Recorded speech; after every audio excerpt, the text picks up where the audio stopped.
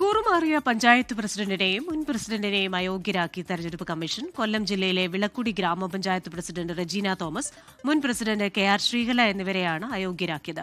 6 വർഷത്തേക്ക് പൊതുതെരഞ്ഞെടുപ്പിൽ മത്സരിക്കുന്നതിനും വിലക്കേർപ്പെടുത്തി. UDF പ്രതിനിധികളായി വിജയിച്ച ഇരുവരും കൂറുമാറി LDF-നൊപ്പം ചേർന്നിരുന്നു. 2020 നടന്ന തിരഞ്ഞെടുപ്പിൽ കോൺഗ്രസ് സ്ഥാനാർത്ഥികളായാണ് ഇരുവരും മത്സരിച്ച് വിജയിച്ചത്. 20 സീറ്റിൽ 10ലും ജയിച്ച് UDF ഭരണം പിടിച്ചു. എന്നാൽ 3 വർഷം പിന്നിട്ടപ്പോൾ നാടകീയ നീക്കങ്ങളിലൂടെ റെജീനയും ശ്രീകലയും LDF-ലെത്തി. ഇതോടെ ഭരണം തിരിച്ചുപിടിച്ച LDF ആദ്യം ശ്രീകലയെയും പിന്നീട് റെജീനയെയും പ്രസിഡന്റാക്കി. കൂറുമാറിയവരെ അയോഗ്യരാക്കണമെന്നാവശ്യപ്പെട്ട് കോൺഗ്രസ് നേതൃത്വം തെരഞ്ഞെടുപ്പ് കമ്മീഷനെ സമീപിച്ചു. ഈ വിധിയിലൂടെ നമുക്ക് മനസ്സിലാകുന്നത് ജനാധിപത്യ മൂല്യങ്ങൾ ഉയർത്തിപ്പിടിക്കുന്ന ഒരു വിധി ആണ് ബഹുമാനപ്പെട്ട തെരഞ്ഞെടുപ്പ് കമ്മീഷൻ പുറപ്പെടുവിച്ചത്.